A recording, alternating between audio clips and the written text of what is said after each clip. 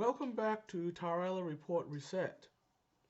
Last time I talked about the origins of this project, what I want to get out of doing this, and where I'm going to go next. For context, you should watch that episode if you haven't already done so. Link is in the description. Today, I want to talk about one particular idea I raised at the end of the last episode. A politics that is progressive in the sense of forward-looking, but also not tied to the dogma of the so-called theories. You know, the word progressive literally means forward-looking.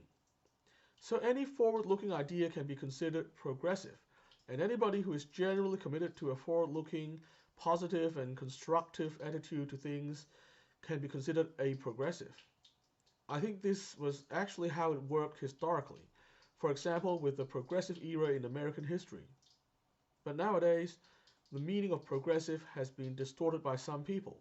Apparently for them, progressive means adhering to particular left-wing theories, particularly the various critical theories and postmodern theories.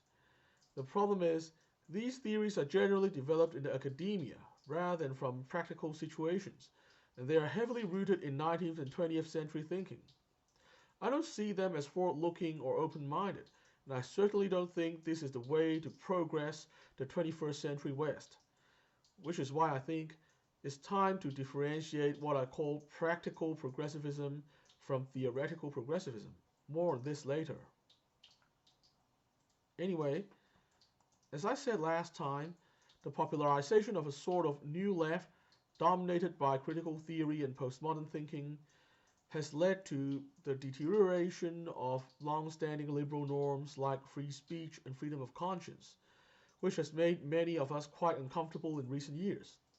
So far, it is mainly people on the right, the conservative side of the political spectrum, who have been the most outspoken about this problem. As a result, more and more people have been attracted to the right. The right certainly makes very valid points about the problems with theoretical progressivism. However, I do have another problem with the right. They are generally not forward-looking or open-minded. In fact, they tend to be overly nostalgic about a romanticized past, and also reactionary towards all sorts of new and unfamiliar ideas. It is one thing to oppose problematic ideas like criticalism and postmodernism, but it is another thing to reject almost all unfamiliar ideas by default. This is why, while I do appreciate very much the critiques of criticalism and postmodernism coming from the right, I don't think I can ever find myself a political home on the right. I'm way too progressive in the original sense of the word for that. That's why I think we need to bring back progressivism in the original sense. We may call this practical progressivism in contrast to the theory-based so-called progressivism promoted by some in the New Left. To practice a truly practical progressivism, I think the key is to engage with all sorts of interesting ideas, without theory-based preconception. That means being open-minded about ideas and solutions from all across the political spectrum, finding common ground where we can, and always keeping our focus on what is the best, most likely to be effective way to solve the problems in front of us. This is why going forward I will be engaging with ideas, problems and solutions as they come, and join the conversations around these things as they are happening, without discrimination or preconception as to things like people's political affiliation or background or their other opinions. I will try to look at everything from an open-minded, forward-looking, and constructive perspective. That's all for today.